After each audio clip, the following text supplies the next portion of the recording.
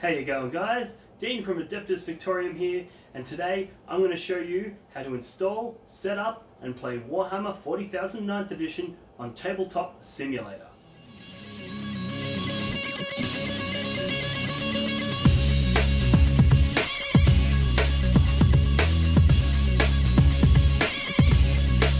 While COVID-19 is running rampant and half of the world is in lockdown, there is no better time than to play Warhammer 40k on Tabletop Simulator, a brilliant program that allows you to play essentially realistic Warhammer 40k on the PC with your friends remotely from anywhere in the world. Alright, the first thing that you're going to need to do in order to play Tabletop Simulator is download Tabletop Simulator. So pretty simple, go to Steam, go to the store and search for Tabletop Simulator. It's a $28 game, I believe it was, and you just click download on here. I've already done it obviously, so it's not going to show up in mine, but yeah, that's where you go to get the game. And basically it's just similar to Battlescribe in the way that it's all user generated content. So once you've downloaded the game, the next part, and this is the part that a lot of people get stuck with, is downloading the content. So I'll show you how to do that now. All you need to do is go to Discord, and there's a channel that you can join called Beginner Tabletop Simulator Warhammer 40k. This is an amazing resource. It has lots and lots of information. As you can see in the conversations down the side here, there's plenty of information there for beginners.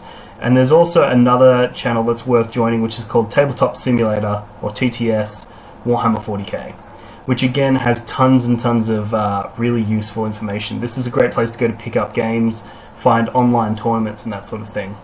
But both of them have this thing called the Battleforged Workshop Mod compilation. You'll find that in both. I'll put a link in the description of this video as well. But basically you want to click on that and download that file. Once you download that file, it comes with the instructions already in it and how to install Battleforge down the bottom here. But more or less all you have to do is unzip it and then save all of the files that are in that folder into the Tabletop Simulator file on your PC. So when you install Tabletop Simulator, you'll save that file to a location on your PC, and then you basically just take all of these files and save them into the same folder. And that way when you open Tabletop Simulator, it will draw all of that information out. Alright, so now that you've got Tabletop Simulator downloaded, and you've downloaded the Battleforged Mod compilation pack, you're good to go. So we'll go straight into play now, and it'll launch Tabletop Simulator on your PC. Alright, so now that we've got Tabletop Simulator up and running, you've basically got a few different ways that you can set up a game and engage with Warhammer 40k on the simulator. So the first thing you want to do is go into Create. And let's just teach you the basics by going to a single player game. So when you do this, you create a game instance where you can basically do whatever you want. So you'll notice that there's these four colors here. There's the Classic, the DLC, the Workshop, and the Save and Load. Classic is essentially classic games that come free with Tabletop Simulator. DLC is downloadable content, so games that are endorsed and cost money to play. Then you've got the Workshop, which is a place that you can go to download community-generated content.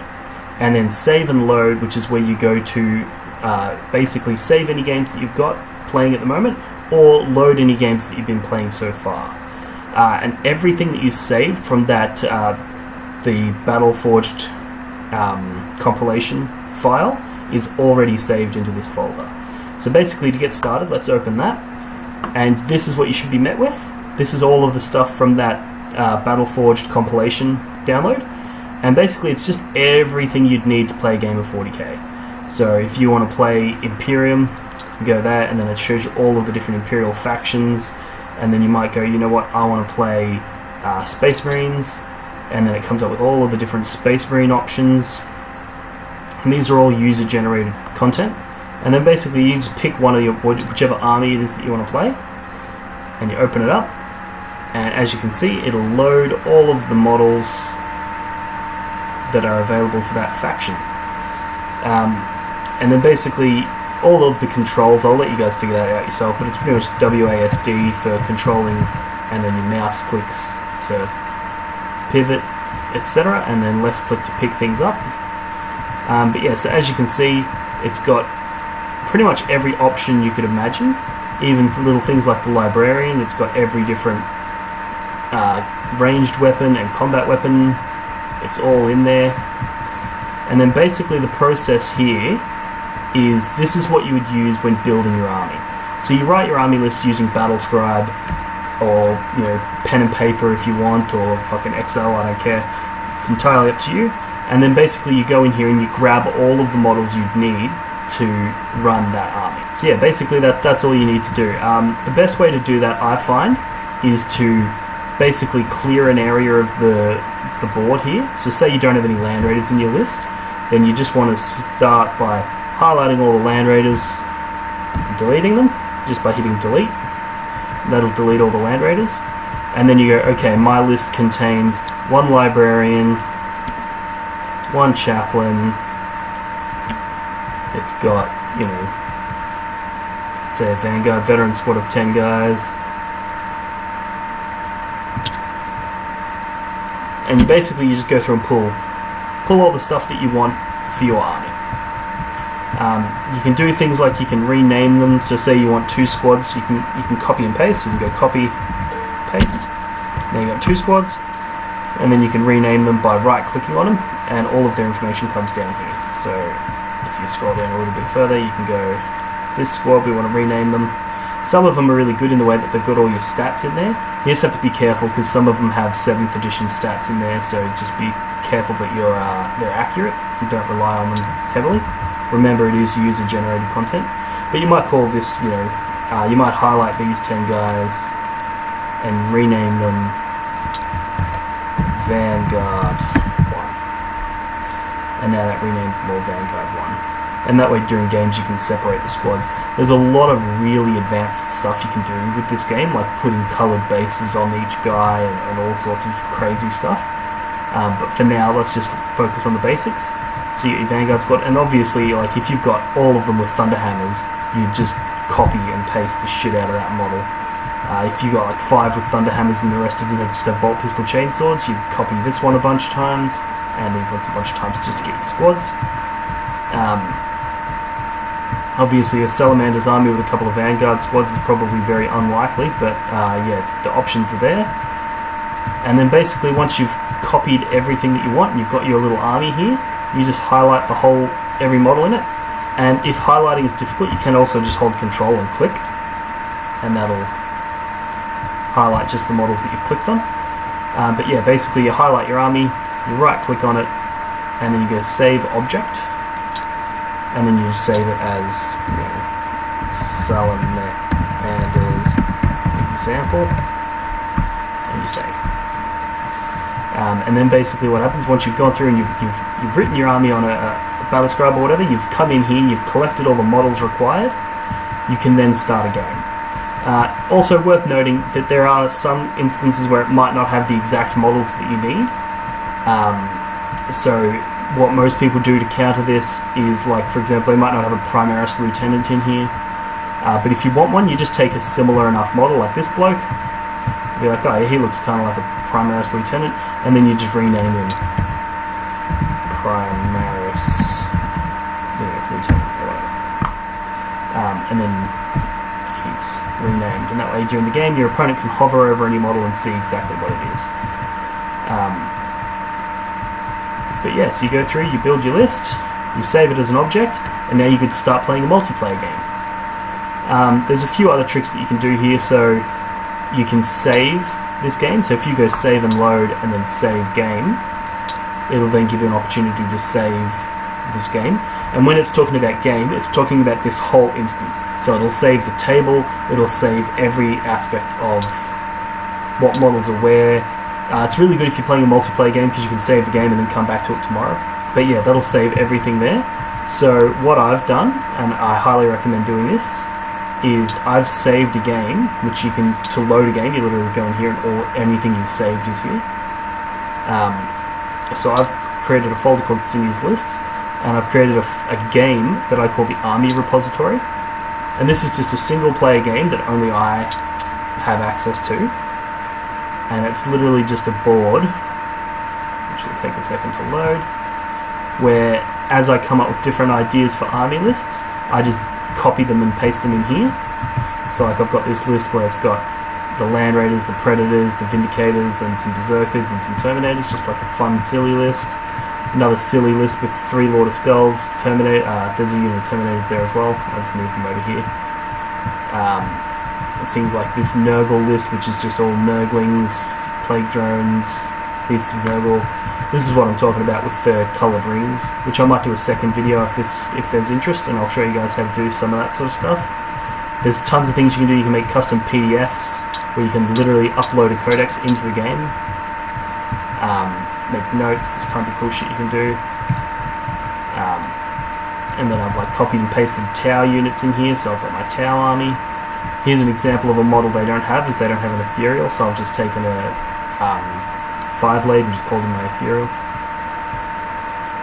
Yeah, this is just a really clean, easy way to you know, when somebody's like, oh, let's have a game, you'd be like, okay, cool, and then you come over here and look at what armies you have.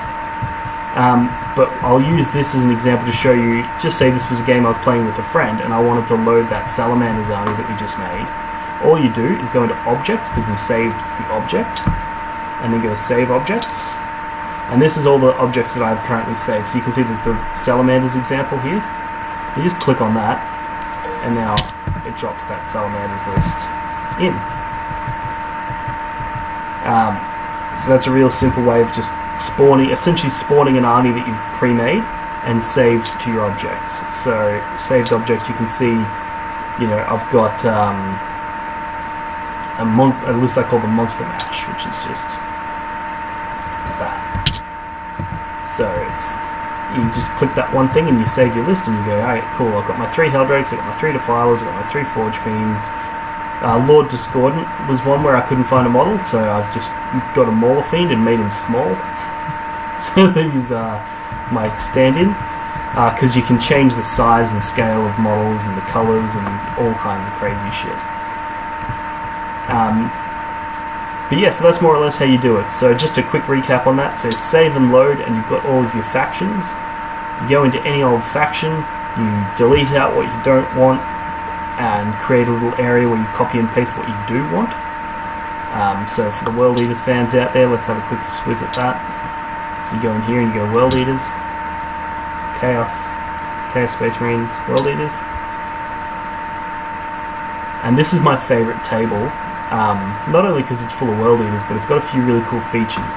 So I recommend taking this table, highlighting everything and deleting it all off the table, and then saving this as your army repository, because what that allows you to do is use these drawers, which you just click on the button and the drawer opens, and then basically you can go, okay, I want to make a list with this guy, and this guy, and this guy, and then what you can do if you don't want to look at it is you can close the drawer, and then when you open it, the guys are still there. And it also is just a nice big area to work with when you're trying to figure out what your lists are. So yeah, that's a piece of advice from me. But yeah, so you go in, you pick your faction, you pick your minis, you copy paste them, you delete a section of the table so that you've got some room to play with, you chuck them in there, and then you're good to go. So now here you're asking, what if you want to play a multiplayer game? So let's just go back to the main menu, which gets us out of the games that we're playing. And you can either join a game, and by doing so you just click on this, and this is all the active games. And you can basically, if it's got a lock on it, that means it's private. You can't join it without a password. But if it doesn't, it means you can join in. But they're not all 40k games, as you can see. It's like Texas Hold'em, you know, all kinds of different games in there. But if your mates have created a game that they want to let you join, they can create a game, make it locked, so need a password, and then you can come in here, you can click on the game and you can join it. And that way you can have 2 people playing, but you can have like up to as many spectators as you want, who you're essentially just having like a games night. So that's how you join an existing game. But to create a new game, you literally just hover over create a multiplayer game. You set a server name, so before in that join list, that's your server name. So if you're creating a game and you want to go multiplayer, and you want to call it whatever, call it Advic, And then now when your mates are coming on, you just send them a message being like, hey guys, join the Advic game. And then you set a password to it as well. And in order to set a password, you have to go public, but then set a password. You can alternatively make it friends, so only people who are your friends on Steam can join. And you can also make it invite, so that only people that you directly invite to the game can join. So even if they're your friends, they can't join unless they get an invitation from you. So it all depends on how you want to coordinate your games night. If you want to make it access to your friends only, and then send it out and say, alright, anybody who wants to join, jump on whenever you want, here's the password, you can do that. If you want to make it so that you inviting one person and you guys play a little private game, you can do that. Or if you want to make it public and send a message out to Facebook saying, hey guys, I'm having a game, anybody who wants to join in and spectate can. It doesn't matter, they don't have to be your friends, they can all anybody can join in. Anyway, enough of that. So you pick your name, you pick your type, you put your password in, you pick how many players you want it to allow, and you create the server. And now creating a server is just like creating a single player game. The only difference is that multiple people can enjoy. So from here, you can go to your save and load, and you can load any of the army list games, or you can go into the workshop. Now all of these are the 9th edition missions that I've downloaded from the workshop. So we'll use one of those, but to show you how the workshop works is essentially you click on the workshop and then you can browse. And browsing will bring up the Steam community page, and then in here you can search for whatever you want and download custom models. There's all kinds of different stuff you can find in here. It's insane the amount of work that people have put in to create user-generated content. It's insane. But for our purposes, I'm just going to go back to return to the game. For our purposes, we're just going to pick one of these 9th edition missions. So let's just pick this one, and then you load it, and you're into a game. You choose your seat, red or blue, and once both of those seats have been taken, you can make it so that everybody else is a spectator, and then the spectators you can set permissions. So you can say they can't pick up models, they can't do anything, but they can help you measure things, and they can help you with whatever. There's tons of customization there. Let's just say we pick red player, and then basically from here you'll see up the top it's got your mission.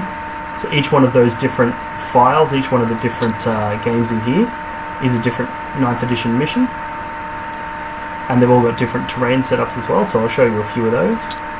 But yeah, it's got your mission, it's got your scorecard, it's got your table, it's got your terrain, it's got everything that you need except for your army.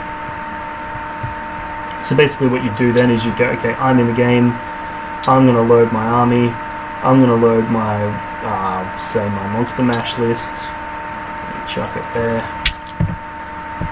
and then you're ready to go.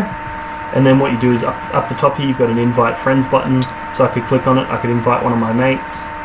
Stewie's playing Tabletop Simulator, I could invite him. And when he gets added, his name will show up here, and then he can summon in his army over here just by going saved objects and bring it in. So he might bring in his Tau army, plop it down there. So there you go, okay, Tau versus World Eaters. There's a bunch of cool features here that I'll show you because they're crucial to being able to play this game functional. The first is up here, you click your name there, and then Stewie would click on player 2 and that puts his name there. Then you pick which type of mission pack you want to do. Eternal War are the rulebook missions, and then Grand Tournament 2020 are the GT missions. And then basically down here you've got all your secondaries. So you scroll through them and pick your 3 secondaries. As you scroll over them, it shows you what the secondary is, which makes it a bit easier for you to pick. So you might read that and be like, nah, fuck that, too hard. Next one, grind them down, nah, fuck that, too hard. And then you pick them. And then basically you start the game. So it's got all your primaries at the top here, and as we know you can only score primaries from Battle Round 2, and then basically you just go, do I hold 1? Yes. Do I hold 2? Yes. Do I hold more? No. And then in the next player's turn you might go, okay, he holds 1, he also holds 2, but he holds 3, so he actually holds more. and you just go through and you put in your scores like that, and then it calculates it all down the bottom. You might be wondering why I have 10 points there, but it's saying 20, and why he has 15 and it's saying 25, and that's because it factors in the 10 points you get for having a fully painted army. Yeah, so that's nice and fun. It's got a battle round counter, so you can tick that up as you want. I don't really see a massive amount of use of this, because if you're using the scorecard, you'll know what battle round it is, because you'll be filling in the scores as you go. However, the command point counters are very helpful. So you tick that one all the way up to 12 at the start. I don't know why it's not defaulted to start on 12, but that's nitpicking at best. And then basically, yeah, as you use them, you tick them down. As your command phase comes and you get an extra, you tick it up. Really useful feature there. Really useful features up the top here. But the best feature, and the thing that makes this game actually a lot faster than a proper game of 40k, is this dice tray. It's essentially like the best dice rolling app ever built into the table. So basically you got all your numbers of dice along here. So just say you got 50 attacks. You just go bang, bang, that's 50 dice. You know, if it's 55, you add another 5. Basically you just click these buttons to add the number of d6 that you need. Then you can select all dice and drop them in this box. And then basically it rolls them all out for you, and it even tells you the total number of dice you rolled, so you'll know if your opponent's rolling too many dice. And then there's a few features you can do here. So you can click on each one of these white buttons, and that selects the row. If you right click on it, it selects the row and anything below it. So just say you were hitting on, so you got nothing selected. Say you're hitting on 4s, but you get full rerolls because your Tau, this bloke over here, and he's just declared a Kion, so all these guys are hitting on 4s. This is a big broadside unit, hitting on 4s with rerolls, right? You just right click the 3, and then you just drag and drop those back in the box and roll them again. And then what you can do is to delete those 3s, you can either right click on it and then hit delete, or if you right click on this button, it deletes that. So the same functionality here is if you left click, it just deletes that row, in the same way that just left clicking just selects that row. But if you want to delete the row and anything less, like in the case of hitting on a 4+, you just right click on it and it'll delete them. And then let's just say you had some kind of ability that allowed you to have exploding 6s. You just click on the 6 and then just copy and paste. And then if you want to roll those, just drop it. So there's tons of functions you can do there with the dice roll. And then basically, so there are your hits. Then you're going to go, okay, cool, I'm going to select all, roll my wounds, winning a, let's say a 4, so delete all those. Then your opponent goes, cool, now I'm going to roll my saves. They pick it up, they roll their saves. They go, okay, I get a 3-up save, so that's, 1, 2, 3, 4, 5 dead. So it's really fast. Like when you actually get into the swing of it, and you've got like a unit of 10 Khorne Berserkers going in with a gajillion attacks, it's so much faster. The other funky thing that you can do is you can highlight, just say you've got a Khorne Berserker, he's got 5 attacks, but one of them is a chainsword, so it has a different profile. If you right click on the dice and then go color tint, you can change the color of it. I always recommend going a light color, like a slight pinky red, because if you go too bright, it'll overpower it. And then you might go, okay, cool, and there's 5 Berserkers, 1, 2, 3, 4, 5, and then you might go, yeah, but one of them is a sergeant, so he has...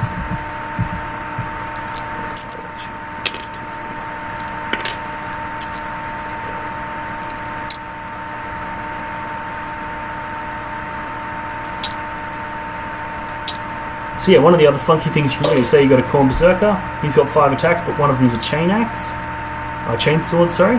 You might go like that. So simply right-clicking on the dice that you want to change, selecting color tint, and then making it a light color. If you make it too dark, like if you go, yeah, dark red for Khorne, it makes it a lot harder to see.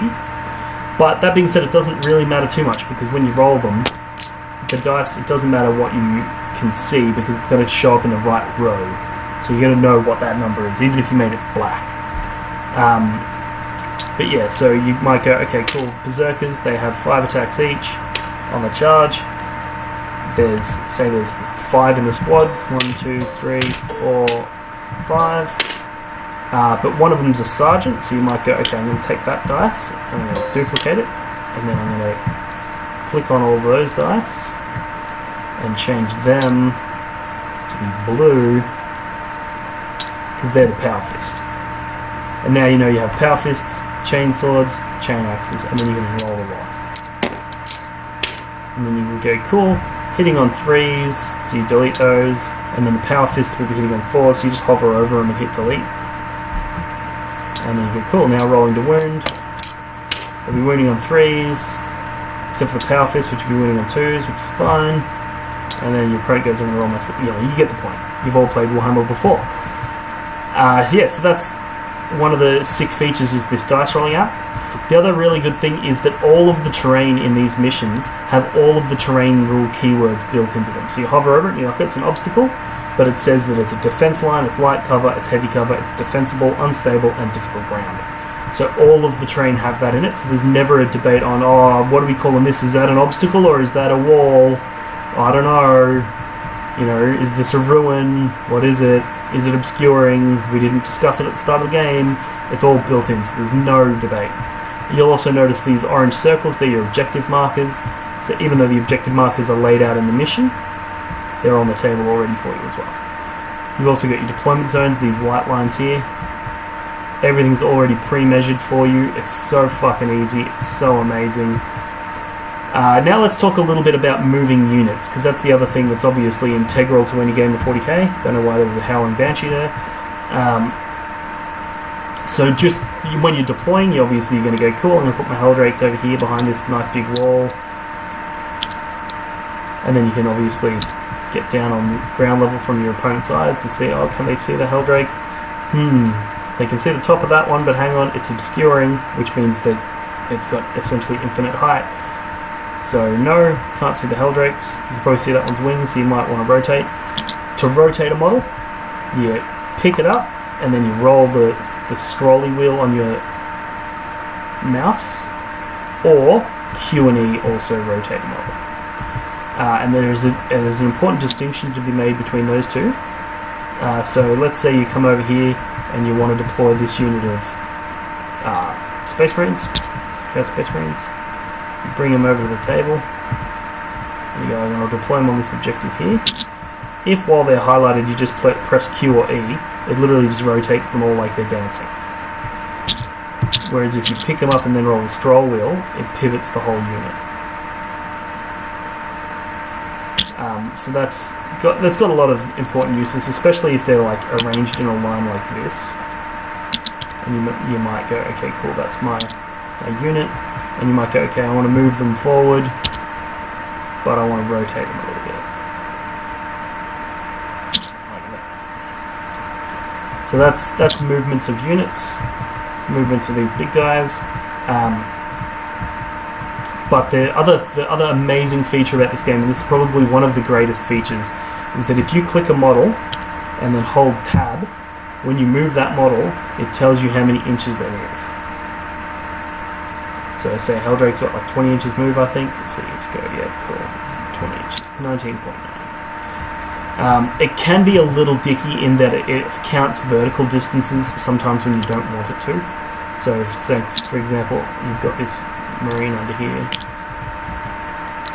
Right. If you want to move him out, sometimes it'll okay, it's not doing it there.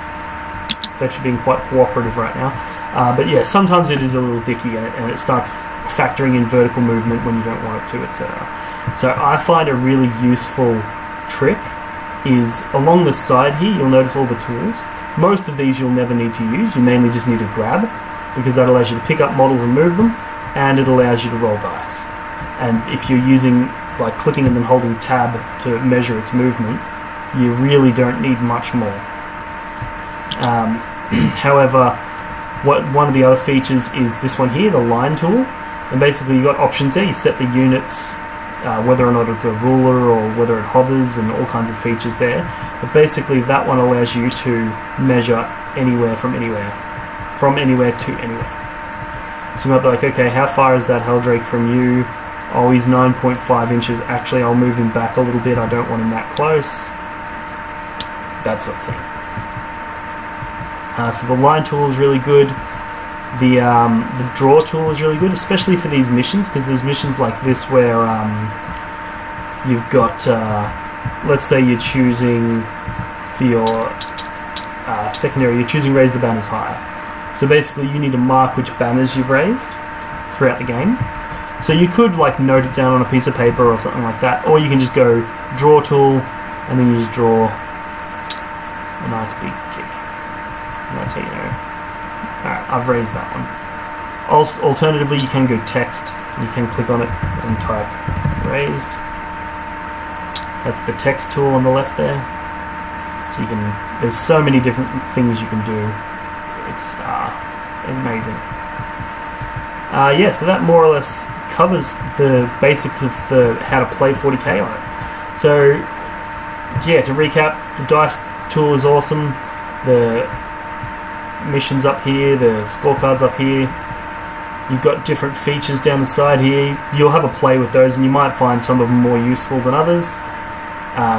Like combining units, that can be handy. Like, just say you want to go, okay, I don't want to make any mistakes and move my Dark Apostle away from these boys. So what you might do is you might just combine the Dark Apostle and the boys.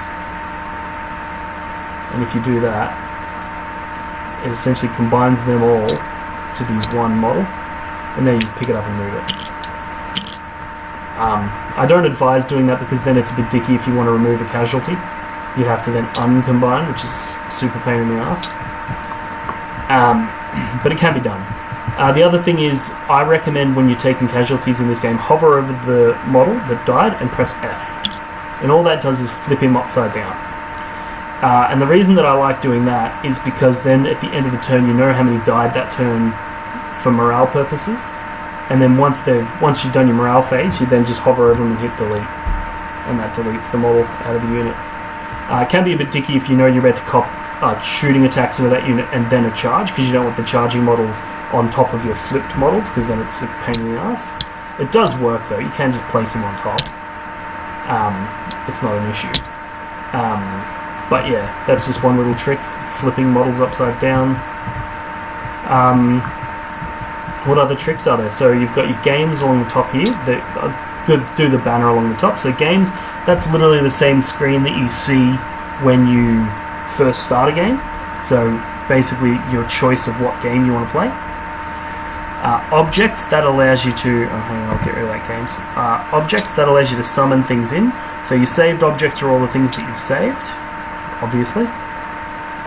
Backgrounds, there's an array of built-in backgrounds here. You can do custom ones, which is what they've done here. As you can see, there's the Tabletop Professional is their background, which personally I think is a sick background. You don't need to change that. But yeah, so that's your backgrounds. Tables, again, this is if you would pick up a game and you were going to just give somebody a small game, you might choose one of these tables instead.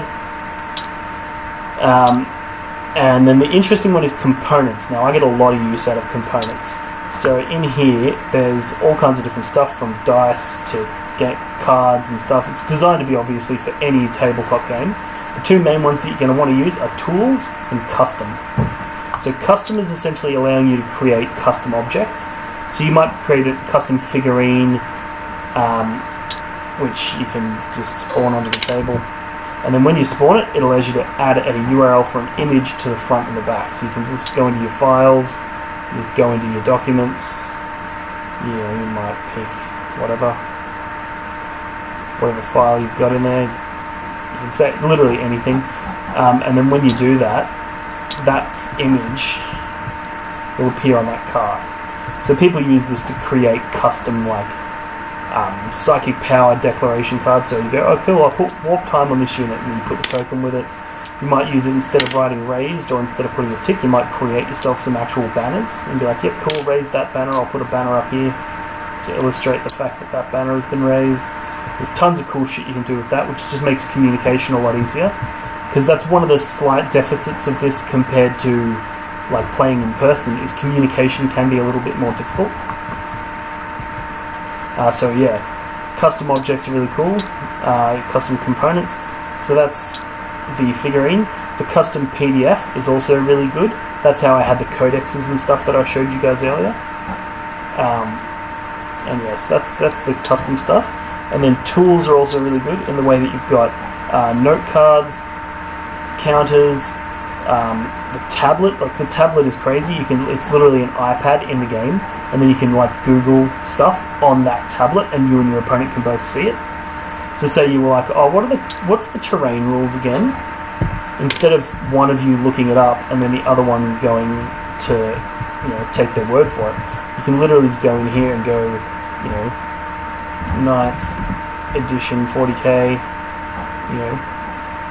detachments, and then it just pops up everything. You can scroll. If you want to, you can right click on it and scale it up and make it nice and big. And then you just be like, alright, we've got a tablet over here. If we need to Google anything during the game, we can both just Google it on there. So that's really fucking handy. What other cool custom objects are there? Components, tools. So the counter, so the same as the CP counter. You can just summon as many freaking counters as you want. 100 of them, doesn't matter.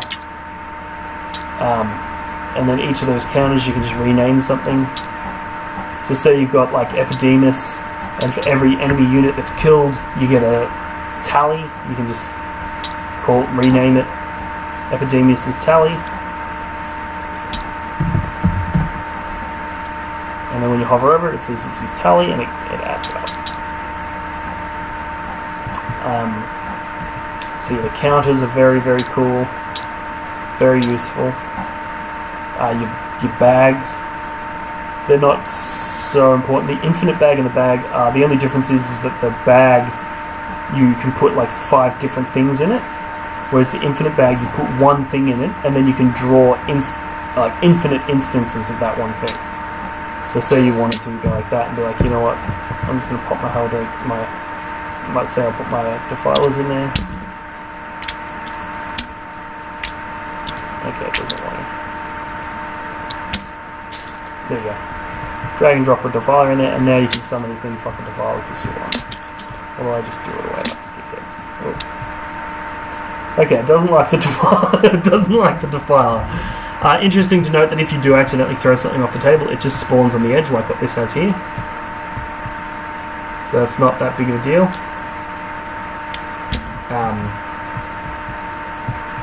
Yeah, the dice bags, they're good if you want to bring your own custom dice. Like some of the army save games that I showed you from earlier, like that Salamander's one we went into and the World Eaters one we went into, they'll have custom dice that you can bring in.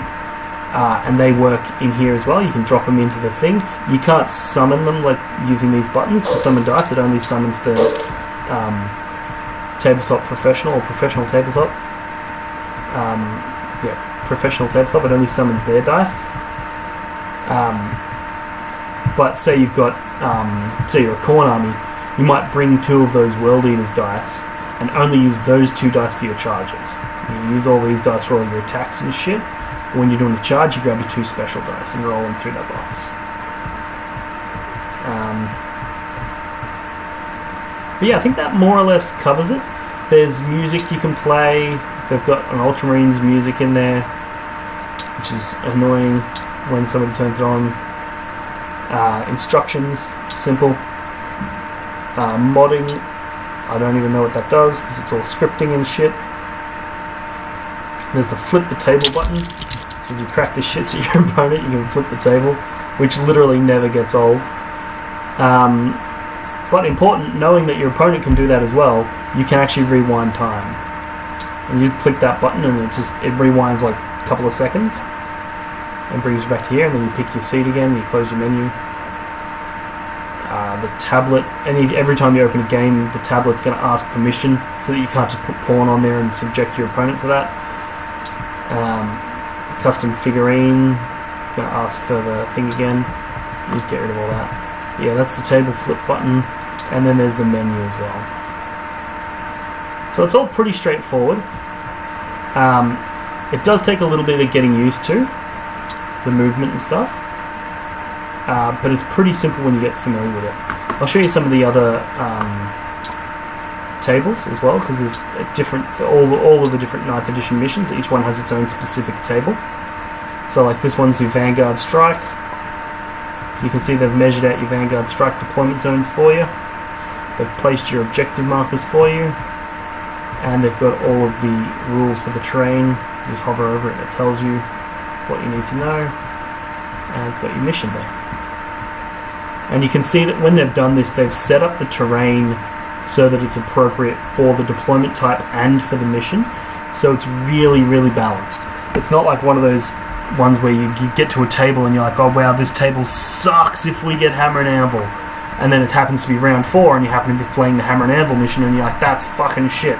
It's like every one of the tables has clearly had a lot of thought into it when deploying the terrain. Some of them I think are a little bit heavy. Like for example, if you've got this one and you've got, you know, Imperial Knights, like your Imperial Knight probably isn't even going to fit through those gaps. So your opponent could just hide everything in here and here and you're never going to charge them. So there's some things that I think maybe are a little bit over the top, but they're all really nice tables, and I think it's the pros vastly outweigh the cons. So you can see this one here. It's a snow table. All of the terrain has a base on it. And you can see they've done some really smart things where it's like these are obscuring, so even though they've got these big open windows in them, if you're behind it, you can't be seen through that window. So if I'm here trying to shoot somebody back in the corner of there, I can't get them. However, if I'm on the terrain, well then I'm no longer obscured by the terrain, in which case I would still be obscured if I was tucked away in the corner here, but if I was at the back here and they were like right there, then they can see me and therefore shoot me. So they've done some really creative stuff with that, and done some really smart things where they're like, okay, well let's make it so that the objectives aren't too well protected. Like they didn't just go, let's put a big line of sight blocker around this objective, you know. They've made it so that there's a good mix of going, well, do you want to be safe or do you want to be on the objective? What's the next one? This one here. Same as like this one here, they've gone, okay, cool. They've actually given us a little bit of terrain for our objectives, but none of it's really that good at obscuring you. You're going to be relatively vulnerable, exposed on the terrain. But you've also got these two big ruins in the center here, so you can sort of lock line of sight quite well. Yeah, so that more or less sums it up. I'll touch on some other interesting stuff as well. If you go into the games, let's see if I can find maps, tools, and terrain. So this is one you get with that original download pack, and you go into maps, and this has got all your 8th edition stuff in it, because obviously it was built for 8th edition. There's all these different terrain layouts that you can apply to the map. But basically with this, there's a few things in here that might be worth stealing and bringing with your army in your 9th edition games. So this is your old classic 8th edition table. As soon as it loads up, yep, here we go. So on this one over here, you can open the table and you can set what table you want. And then once you've set what table you want, you can set terrain. You can say I want it to be a ruined base. And then it just summons in all the terrain for you. So these are 6x4 boards. So not really that useful unless you decide you want to play a 6x4 game. Maybe all the tables at your local tournament establishment are 6x4s, so you want to practice on a 6x4, that's totally fine. But this has got so much shit that you might want to steal for your 9th edition games. So it's got little tokens like whether or not the unit's fallen back, if it's got marker lights on it, if they advanced. So it's not a bad idea to have those tokens available to you. And literally all you do is you'd be like, oh, I'm Tau, so I want marker lights for sure. And I want to be able to say that things have been debuffed because I've used something that debuffs and I want things advanced, and then all you literally do is you just right click on those, save object as tokens. And then basically when you get to your 9th edition game, you just go summon army and then summon tokens, and that'll summon in new tokens. There's a few other bits and pieces. So there's up here you've got all your different buffs. So you got your different Space Marine, not Space Marine, your different orders, Markerlight things, your advance +1. So if somebody gets +1 to charge, for example, you can put things on there. Make 1 to charge, that sort of shit. Then over here you've got wound tokens, which are really helpful. Basically you just click on the top there and it changes the number. So you summon one of those, you drag it and you chuck it next to the model that just got wounded. He started with 4 wounds, this is a Thunderfire cannon. You shot your las cannon, you wounded him, but you only rolled 1 for your damage, you took it down to 1. And that way it's really easy for your opponent at any stage to just hover over models and see how many wounds they have. The other function that people use often for wound counting is they literally just right click on the unit and change the name to have 1 less wound. That's another perfectly viable method. There's activation tokens. I'm yet to see anybody use these, but say you've got an army who's got MSU coming out the wazoo. You might go, okay, put an activation token next to each unit, and then as they shoot, you change it to red. And you go, okay, now this unit's going to shoot, and you change that to red. And then basically you know your opponent's not going to shoot this unit again because they've got activation tokens. So that's a useful feature, I guess, if you've got a lot of shit going on. It can be handy. The other function, the other funky thing on these is these rings. So you've got 2 that are available. You've got one of them is a 9 to 12 inch, so the inner ring is 9 inches and the outer ring is 12 inches. And then this one is 18 to 24. I'm a huge fan of this one here when somebody's deep striking. So basically if my opponent is trying to deep strike near my models, I just grab this and I hold it hovering above the model, and that way they know that if my models, just say this crater is my model and they want to deep strike near it, I just hold that on the edge of my model and they know that they can set up here. Although I went crooked. Yeah. It makes it so much easier just setting up your minis when it comes to deep striking. Not 100% sure what the 18 to 24 inch range one would be. I guess if your opponent's got 24 inch range guns, you could be like, I'm just going to put this over your model because I know you've got 24 inch range, and now I just know to stay outside of that outer ring. And then there's down here they've got all kinds of different dice bags. This one obviously is not made by the professional tabletop guys, so this dice tray's got a few extra features. Like you could go, I want to summon 25 blue, and then I want to summon 10 red, and then I want to summon 25 black, and then roll all that. Whereas theirs doesn't let you change the colours. They might update that in the future because it's only brand new, but yeah. It also has options for D3s, where you can just pop it in there and it rolls a 1, a 2 or a 3, whatever. Same with your D12s and stuff. But this little tool here is really cool. So I recommend possibly pinching this, because it basically allows you to have, there's army specific tokens, so and army specific psychic powers. So you've got all your different psychic powers in here.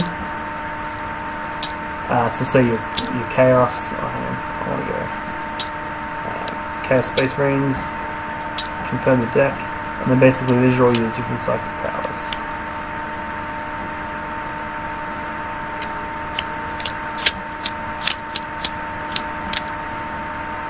And it gives you basically a rundown of what the psychic power is, how many warp charge it is, all kinds of things, and then basically you can go, okay, I'm going to use Diabolical Strength, I'm going to cast it, you roll your cast, and you go, okay, it's on this model here, and you can just place the card next to it.